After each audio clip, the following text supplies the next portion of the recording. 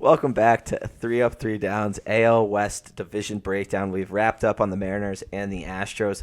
Let's move on to the team that has consistently had the best players in baseball, and that is the Los Angeles Angels, returning a pretty star-studded lineup between Ohtani and Trout. They've added Taylor Ward.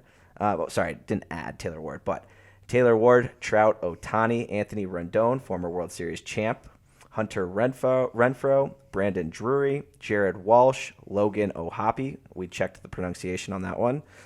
And David Fletcher rounds out the starting lineup. They do have some depth in the bench with Max Stassi behind the plate, Gio Urshela, and Brett Phillips. Let's jump into this lineup immediately. You know who's there. It's always going to be in the 3 or 4 spot, Shohei Ohtani, the generational talent, obviously the best player in baseball at this point, took over from the guy that hits in front of him, Mike Trout, a guy who did suffer some injuries. Was discovered he will have a chronic back issue that will potentially shorten his career, but he says, screw it, I'm coming back, I'm 31, 32, let's make the playoffs, let's make a run, let's return a talented roster in a year where Shohei Ohtani becomes a free agent at the end of the year. Ownership, bit of a question mark. Alex, what do you got on this starting lineup and bench?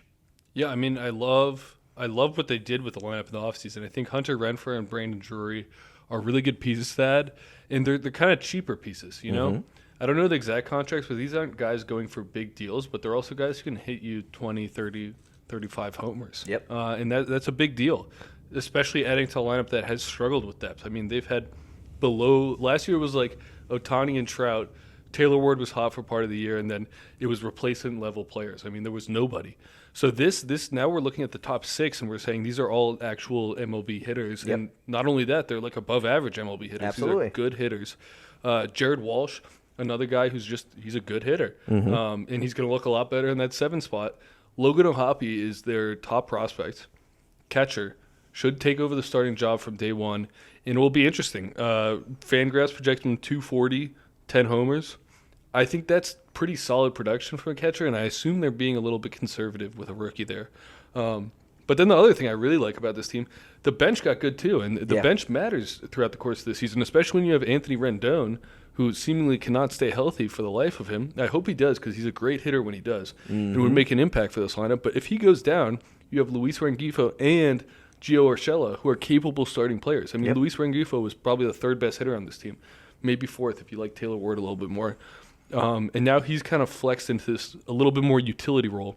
Maybe Brandon Drury goes into the lineup at first when they're playing lefties, and Rengifo goes over to second. They have good lineup flexibility around. They added power. They added just competent hitting. And a lot of it. So I really like this lineup. I think it has a chance to be a top 5 lineup in baseball because it's carried by 2 of the best hitters, probably 2 of the 3 best power hitters in the league. I think they finally surrounded them. If Rendon can stay healthy, that's just a little addition, but I don't even think they need it, and I'm not counting on it because we haven't seen it. Yeah. No, I agree. I think power numbers are definitely there. Is it a lineup that can stay consistently healthy? Can Trout play a full season? Can Rendon play at least half a season? That's all we ask at this point. Yeah. We'll find out. It's an Angels lineup that, with all this talent, can they produce? Can they produce? It's a tough division to produce in. Let's take a look at the rotation and the bullpen. Obviously, starting off again with the generational talent, Shohei Ohtani, the 20-game winner, at least probably in my projections this season. It's unprecedented stuff. I mean, the fact is he's going to hit 30 bombs, 40 bombs potentially, and he's going to throw 200-plus strikeouts. I mean, it's stuff you just haven't seen which we haven't obviously seen since probably the stats of Babe Ruth. And, it's unbelievable. What follows Ohtani in this rotation, Patrick Sandoval, someone we saw pitch in the World Baseball Classic, followed by a guy that took a trip across town from the Dodgers to the American League, Tyler Anderson, Jose Suarez, Reed, Detmers. Detmers. Thank you. What do you got on this rotation as I let you then transfer us into the bullpen? Yeah, I think it's actually a lot more solid than it was looking last year. Patrick Sandoval took a pretty good step last year and looked like a pretty competent pitcher, which is big because relying on Shohei to be the number 1 and playing the field, and we've seen he doesn't always. I think he'll have a healthy year, but he he hasn't had the cleanest of seasons pitching. He's had to take some time off. Still has been amazing, but you never want to rely on just one guy. And I think they got these 4 lefties, right? Sandoval, Anderson, Suarez, Detmers. All pretty young. Tyler Anderson in his 30s. But Jose Suarez, again, kind of similar, maybe a little bit worse version of Patrick Sandoval. Reed Detmer is kind of in that same mold, but he is younger. And a first-round pick, I think they're hoping on him to improve. He had some really good starts last year. The one concern I have is I don't like teams that buy the pitchers that come from the Dodgers. So Tyler Anderson had this great year where he was like borderline Cy Young kind of discussion. Was he the winner that he won the most games last year?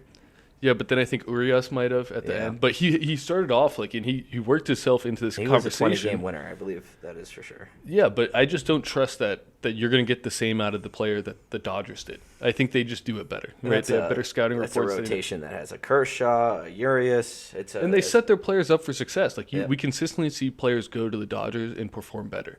So I don't like buying high on a player who just came off a great season on the Dodgers. But again, it's an upgrade for this team. So I don't mind it. I think the rotation looks okay right now. If they are in the playoff hunt, they're going to have to add here. They don't have it. Patrick Sandoval, in my mind, is not going to be a number 2 starter for this team in the playoffs. And I don't think any of these guys will be, maybe a 3 or 4.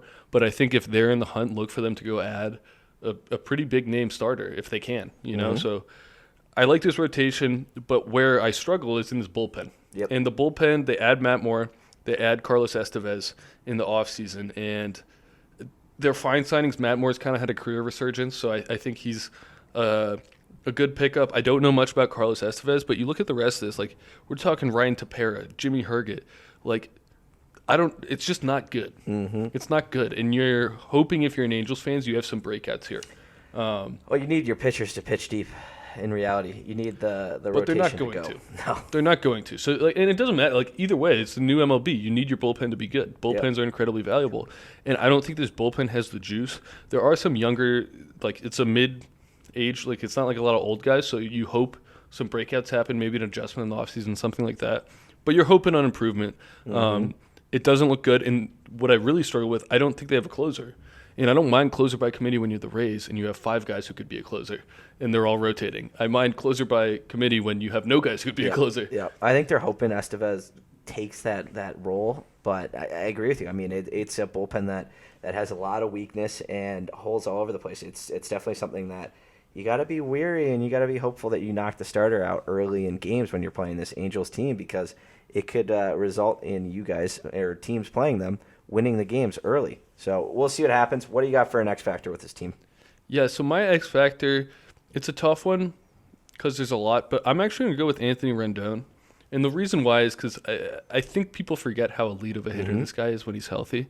And if he has a full season where he's healthy, or even 130 games, I think this lineup could get clicking.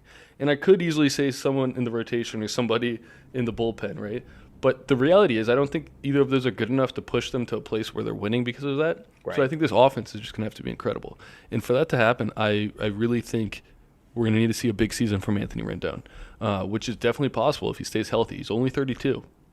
Hey, I get it. I agree with you. You took the pick right off my right under me, but it's a good pick. I mean, there's no doubt about it. And the fact is, now you don't leave me with much to choose from, but I guess I'm going to have to pick, the legend Mike Trout. And the reason I asked that from him is because if he can lead this team to the playoffs, it's because he hits 30-plus home runs. He hits very close to a 300 average and is consistent for a full season. It's talent that he absolutely has. Is his body allowing him to do that? That's the question mark I'm going to ask. Similar to Rendon, maybe not as extensive, but we'll see what happens. Projections. I'm going to pick this team to finish 4th. Okay. Interesting. It's a really tough one here. Are they finishing 3rd or 4th? I'm gonna have them finishing 3rd here. I think the lineup's too good. I am relying on a little bit of health, but this lineup is great. I don't know what to say about if it stays healthy and they play as they should be expected to. I mean, we're not expecting a lot of breakouts from the lineup. No. I think this really has a chance to be a top 5, if not one of the best. Well, top 5, top 3 offensive baseball, like with the Astros, with the Yankees, that type good. Yeah, I mean, you got to hope that the Angels capitalize because this realistically could be the last year of Shohei Ohtani in an Angels uniform. If that is the reality, then you're just reset a long time. Yeah, I mean, if they finish 4th, is Shohei going to want to go back when he has everyone else calling? I would say when you've got the Yankees and you've got the Yankees checkbook, I don't think but so. It's not only going to be the whole league is going to open up the Mets, pockets for that. You've seen the Dodgers. People are going to spend for Ohtani's talents. The question is how much and who will it be? If we missed anything on the Angels breakdown, feel free to hop in the comments, shoot us a like, subscribe to the channel, check out all of our Star 6 Media content. We appreciate you tuning in to the LA Angels breakdown. We will now move on to the Texas Rangers.